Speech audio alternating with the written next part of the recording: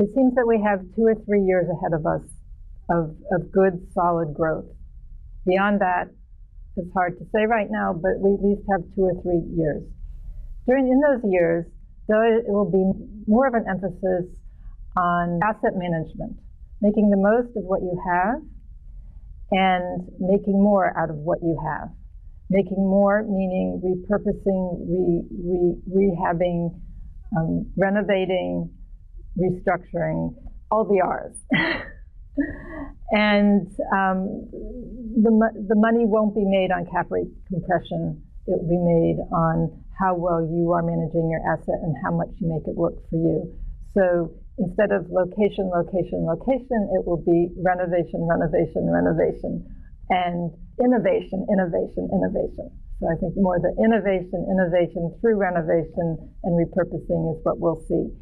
There were quite a few very interesting things that came out of this report, but the one that struck me the most was what we called the 18-hour city comes of age. The smaller markets, so what sometimes people call secondary markets, were getting more national attention.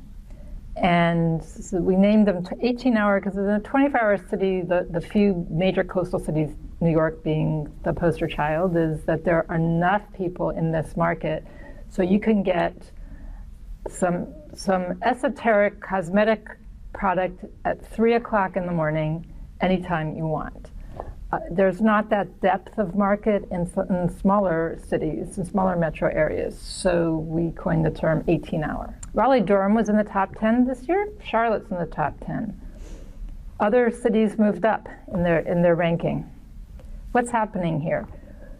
We think it's a combination of things. In all these cities, there is a concerted effort to make the downtown live, work, and play, and it's taking off. The other part of it is affordability. So the very hot, largest markets are just really becoming unaffordable to a large segment of people, especially young people coming out of college with high student debt, as well as people looking to retire who want to decrease the cost of their living and who also want walkable places. So this is playing out across the country. Austin is strong, that's a smaller market, Denver, and again, Raleigh, Durham, and Charlotte. I was surprised, maybe surprised is too strong a word, but intrigued to see something in a different light than it's normally talked about. And that is something we call the changing age game. There's been a lot of discussion about the millennials. There's been a lot of discussion about the boomers. There's decisions that will be made by both generations, both of whom are quite large, are larger than any other generation that's around right now, that will impact real estate in ways that, in fact, there's divided opinions about how they're going to impact it, but that they will impact it. Millennials are forming families later. They're grounding themselves in their careers later because, unfortunately, because of the Great Recession, interrupted many of them, and they are having children later. Will the segment that has revived cities and had a major impact already, will they stay in the cities? Will they go to the suburbs? What they do will once again impact real estate. There's divided opinion about which way they'll go, or whether they'll be half and half.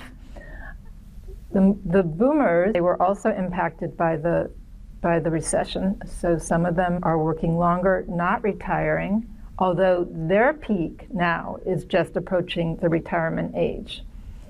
But not everybody is retiring, and some of them want to keep on working, so it's recession plus wanting to work.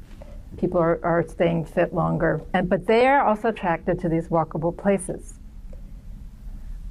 Will they get smaller homes in the city and keep their larger home? Will they sell and move into the city? Will they be the ones that keep the city growth and vibrancy happening when the millennials move out? There is a lot to look for as both generations hit their new decision points.